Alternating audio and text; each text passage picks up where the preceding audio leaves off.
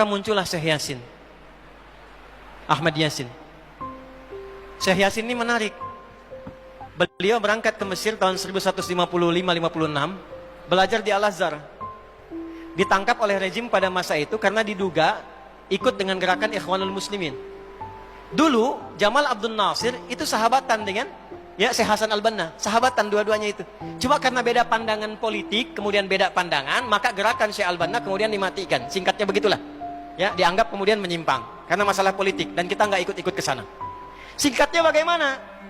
Syekh Yasin datang tahun 50-an ke sana, kemudian ke Al-Azhar, ditangkap, dikira gabung ke gerakan Ikhwanul Muslimin. Beliau bingung, nggak tahu kok ditangkap. Setelah kemudian diteliti, diidentifikasi, ternyata nggak terlibat. Tapi dari situ kemudian beliau mengenal lebih jauh. Ikut ke situ, ikut gerakannya, ikut kemudian apa yang dilakukan dari gerakan-gerakan tarbiyahnya sampai pada tanggal 14 Desember tahun 1987 ketika melihat realita tidak ada yang berjuang lagi, sementara anak-anak ditawan, perempuan dibunuh, orang di jalanan ditembak begitu saja, masyarakat dipecah belah, Al-Aqsa semakin digali semakin dekat, tidak ada yang mempertahankan, sementara dunia Islam di luar tidur semua. Maka beliau membentuk dengan sahabatnya 6 orang. Termasuk di situ ada Syekh Dr. Abdul Aziz Ar-Rantisi, dengan beberapa kolega yang lain. Maka didirikanlah gerakan Harakah Muqawamah Al-Islamiyah, disingkat dengan Hamas namanya. Itu yang sekarang jadi trending topik itu. Maka dari tahun 80-an itu mereka dididik oleh Syekh Yasin dengan Al-Quran. Diajarkan kepada mereka tentang kisah-kisah ini. Bagaimana perjalanan Yahudi, karakternya bagaimana, sifat penakutnya bagaimana, cara masuk ke mereka bagaimana, seperti apa gambarannya, dan dihitunglah siklus 40 tahunan. 1987, 40 tahun ditambah itu berapa? 2027. Jadi disiapkan oleh beliau 3 fase di surah Al-Isra yang tadi dibaca, khususnya ayat 4 sampai dengan ayat ke-7-nya. Wa qadayna ila bani Israila fil kitab la tufsidunna fil ardi marrataini wa la ta'lunna 'uluwan kabira. Bani Israel itu kata Allah sudah tetap perjalanannya dari sejak generasinya ini berjalan selalu merusak dan mewarisi karakter-karakter tadi. Maka apa yang terjadi? Kerusakan akan terus dibangun sampai ada kemudian ketiga fase. 3 fase ini sudah selesai 2, sekarang masuk yang ketiga. Maka yang ketiga ini fa idza jaa wa'dul akhirati. Maka jika datang janji Allah yang terakhir untuk mereka. Apa fase yang ketiga ini? Ada 3 bagian lagi. 1, liyasu'u wujuhakum. Yang kedua, waliyadkhulul masjida kama dakhaluhu awwal marrah.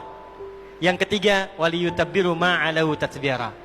1 sekarang sedang diperlihatkan, liyasu'u wujuhakum. Persis sekarang orang-orang itu seperti di era Nabi yang membayangkan hingga bisa ditembus, bentengnya kokoh, intelijennya kuat, sadapannya di mana-mana. Tapi ternyata dunia yang melihat kokoh itu ditunjukkan oleh Allah hanya dengan bahasa mereka. La syirdimatun qalil. Ini bahasanya Firaun. Ini kan cuma ormas kecil, nggak sebanding. Ormas kecil yang nggak sebanding ini ternyata telah bisa mengintersep semua bagian-bagian itu. Dia bisa tembus bentengnya, dia masuk ke dalamnya. Liyasu'u wujuhakum. Tujuannya bukan untuk menunjukkan mereka mampu, bukan, untuk menggugah dunia kalian kemana saja. Yang kalian anggap itu hebat, itu mampu, itu dahsyat, ternyata bisa ditembus, dipermalukan di wajah dunia. 1, janji Allah tiba. Kedua, waliyadkhulul masjida kama dakhaluhu awwal marrah. Nanti ada fase kedua. Setelah ini terjadi, selesai fase kedua, masuklah ke wilayah Masjidil Aqsa. Kembali lagi milik kita itu. Dihitunglah fasenya 40 tahunan. 1987 fase pertama sekarang berjalan, ditambah 40 berapa? 2027. Itulah fase yang kedua, saat diharapkan paling puncaknya Masjidil Aqsa bisa kembali lagi. Nah, ini bukan main-main, ini bukan main-main. Hitungan fasenya. Antum lihat video viralnya Syekh Ahmad Yasin itu ketika menjelaskan itu. Saya tahu betul itu. Beliau hitung itu. 2027 ke 2028 dan puncak akhirnya waliyutabbiru ma 'alau tatbira. Hancur semua, terjadi perang dahsyat. Hitungan saya sih tambah 20 tahun. Karena fasenya sampai 100 tahun. 40 tambah 40 tambah 20, 100. Maka 2037. Silahkan cek orang-orang yang ada menghitung di pertahanan sekarang. Antum tanyakan pada yang di Lemhanas, pada di macam-macam. Bagaimana kekuatan dunia pergeserannya saya yakin. Hitungan mereka 2037 terjadi sesuatu yang dahsyat. Gerbangnya sampai 2040, di atas 2040 itulah generasi emas akan muncul. Makanya Indonesia masuk generasi 2045. Itu sudah dihitung. 2030 pembukanya. Makanya sekarang punya visi 2030 semua. Saudi visi 2030, Rusia, Cina, Afrika Selatan, Brazil visinya 2030 dengan bikin bridge itu. Semua visinya ke sana. Dan yang paling dahsyat, hitungan itu secara spesifik isyaratnya sudah ada dalam Al-Quran. Dan ini bukan ilmu utak-atik, bukan viral TikTok. Ingat, ini sudah sejarah yang berlangsung dari penelitian masa lalu.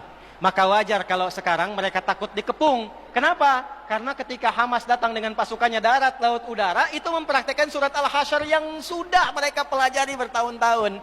Datang lewat darat, lewat laut, lewat udara. Takut mereka semua. Maka dikontaklah kemudian kolega-koleganya. Datanglah kapal induk 2 dari Amerika. Satu lagi datang, Inggris datang. Kemudian Kanada datang. Jerman siapkan pasukan. Kenapa? Karena trauma dengan pengepungan. Satu.